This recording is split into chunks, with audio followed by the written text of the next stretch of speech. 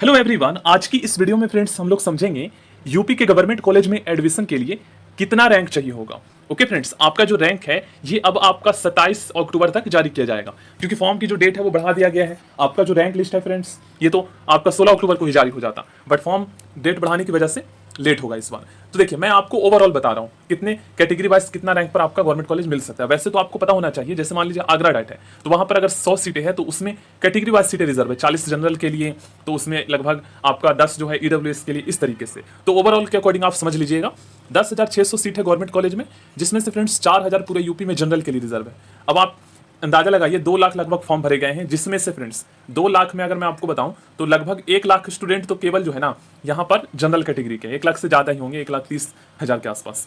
और इनकी सीटें बाकी कैटेगरी के मुकाबले डबल है, बट फिर भी जनरल का कट ऑफ जो है बाकी कैटेगरी के मुकाबले तो 10 से 15% ज्यादा जाता है, 20-20% ज्यादा जाता है, 30-30% अगर आप SC ST कैटेगरी के मतलब कंपेयर करोगे तो अगर आपका रैंक, देखो 2 तरीके का रैंक जारी होता है, एक ओवरऑल रैंक होगा जिसे स्टेट रैंक कहते हैं, और दूसरा आपका कैटेगरी रैंक होगा। मतलब आप पूरे यूपी में, मतलब आपके परसेंटेज के अकॉर्डिंग, आपके कैटेगरी के अकॉर्डिंग क्या रैंक है।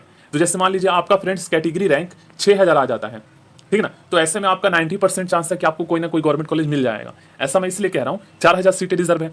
अब फ्रेंड्स बहुत सारे स्टूडेंट ऐसे होते हैं जो कि गवर्नमेंट कॉलेज से नहीं करते हैं डीएलएड, अच्छा परसेंट होने पर भी। अब आप कहोगे क्यों? क्योंकि गवर्नमेंट कॉलेज में डेली जाना पड़ता है। बहुत सारे गांव एरिया से बिलोंग करते हैं, बहुत सारे लोग, 80,000 फीस है, बहुत लोग अमीर है भाई, डेली नहीं जा सकते हैं, कुछ अदर कॉम्पिटेटिव एग्जाम की तैयारी कर रहे हैं, यूपीपीसीएस की कर रहे हैं, यूपीएससी कर रहे हैं। तो ऐसे में वो चाहते हैं कि यार हफ्ते में, महीने में 1-2 बार चले जाऊं कॉलेज, बाकी मैं अपना तैयारी में लगे रहूं, क्योंकि 2 साल ऐसे ही निकल जाएगा फ्रेंड्स। आपको लग रहा है ना कि गवर्नमेंट कॉलेज, लेकिन आपको लगेगा कि यार इतना तो मैं कहीं जॉब करके साथ में पढ़ाई करके प्राइवेट्स कर लेता, ये बाद में आपको पता चलेगा। तो ऐसे में क्या है कि सीटें जो है ना वो काफी गवर्नमेंट की बच जाती है, जब वो कॉलेज चॉइस भरेंगे ही नहीं, गवर्नमेंट प्राइवेट में एडमिशन ले लेंगे वो, तो ऐसे में सीटें बचती है, तो ऐसे में मिलने के चांस होते हैं।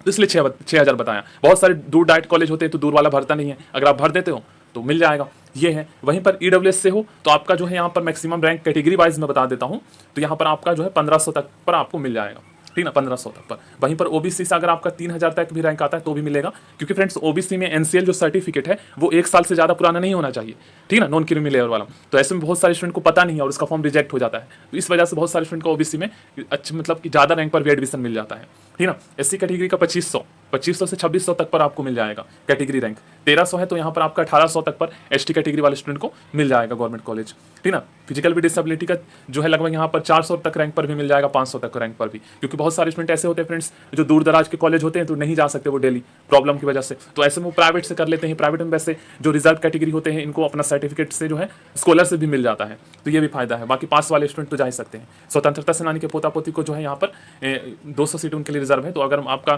कैटेगरी वाइज रैंक आ जाता है 300 तक पर भी मिल जाएगा। ओके, तो ये मैं कैटेगरी वाइज आपको बताया हूँ, बाकी 26 या 27 अक्टूबर को रैंक आएगा तो अच्छे से आपको पता लग जाएगा।